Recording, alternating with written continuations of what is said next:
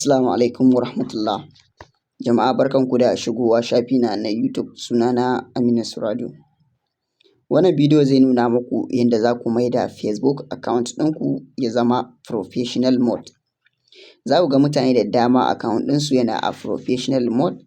Dalili shine shi amfanin professional mode shine duk a lokacin da Facebook za su fara biyan ka, to dole sai account yana a professional mode ko professional dashboard, sannan za su iya biyan ka. Shi ne za su tabbatar da cewa account ɗinka na business ne ko kuma ka yi shi ne na musamman domin ka rinƙa ɗora bidiyoyi ko hotuna da sauransu.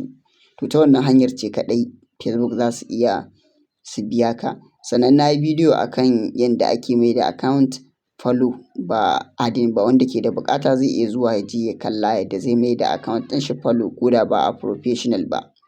Shi professional ko da account ɗinka ya cika da following, za a yi da adding friend, to za a ci gaba da yin following ɗinka.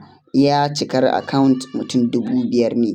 To in dai ka maida shi professional kuma za a ci gaba da mutane za su ci gaba da following ɗinka ne kai tsaye. Wannan kenan.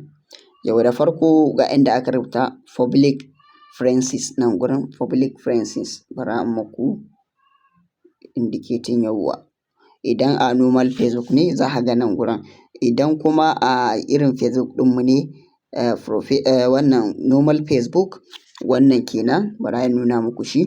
Wannan Facebook ɗin, to idan shi ne ba haka za ka gani ba, za ka ga professional dashboard za ka ga an rubuta maka a ciki. Za ka ga an rubuta professional dashboard, sai ka shiga.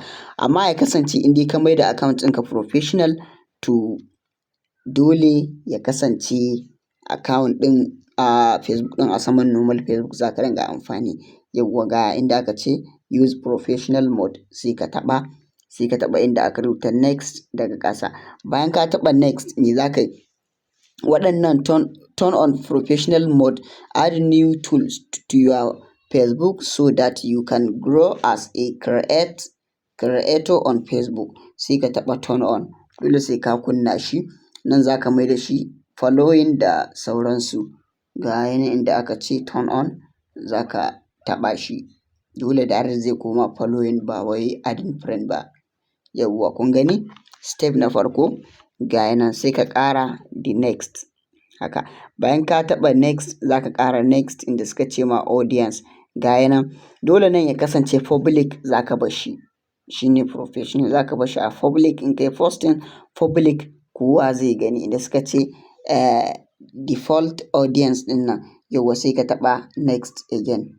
Bayan ka taɓa next, nan ma ku lura da kyau. Ga inda suka ce use public default audience settings. Ga nan who can see your post, story and reels. Ka gani, sai ka bar shi nan gurin a public ne suke buƙata. Suka ce allow use, na muku indicating. Ga nan suka ce allow use to share your public stories and reels to the stories. Public ne nan ma suke buƙata, yana a public. Suka ce who can comment on your public.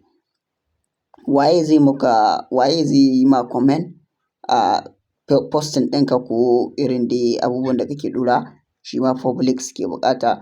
Sai kuma public profile info, shi ma sai ka bar shi public. Sai inda suka ce who can see the people page and list that follow, shi ma sai ka bar shi public. Suka ce do you want kaza, shi ma dai all duka public suke buƙata. Sai in kuma kana buƙatar ka kulle, za ka iya zuwa ka kulle, amma nan gurin public za ka bar shi tunda account ɗinka so kake a rinƙa biyan ka misali, to sai ka bar shi haka, sai kai confirm. In kai confirm zai kawo ka nan gurin kamar haka. To irin waɗannan abubuwan su suke buƙata. Za ka samu star, za ka samu subscribing ko in ce maka following. Ga nan gurin abin da suke buƙata kenan ka yi a wajen monetization ɗinka. Wannan kenan. Sai ka ce next shi ma. Sai ga nan abin da suke performance ɗin, shi ne ga nan daga sama, shi ma za ka gani. In an zo monetizing ɗinka, dole abin da suke buƙata kenan. Suna buƙatar net followers. Ga nan dai na ga 230 da wani abu ne. Wannan performance ne na farko. Yawwa sai ka ce next again. Bayan ka ce next, yanzu account ɗinka zai koma professional. Yanzu nan gurin duk za ka yi skipping ɗin shi ga nan suka ce go to professional dashboard, kana taɓawa za ka ga account ɗinka ya zama professional. Ku lura da kyau za ku ga ga nan gurin suka ce exploit advanced tools, ga nan in kana buƙatar messenger za ka je ka ɗauko messenger naka, amma yanzu account ɗinka ya riga ya zama professional. Yauwa za mu shiga cikin profile ɗinmu domin mu ga ya koma ko bai koma ba. Kun gani ga yana account ɗinmu ya riga ya koma professional dashboard. Za ka iya shiga ka ga, za ka iya taɓa professional dashboard, idan ka taɓa zai kawo ka nan. Kun gani ga followers ɗina, ga level ɗina level 2 da sauransu. Second menene ga nan dai za ku gani dai. Wannan shine, Allah ya sa mu dace. Mu haɗu a bidiyo na gaba.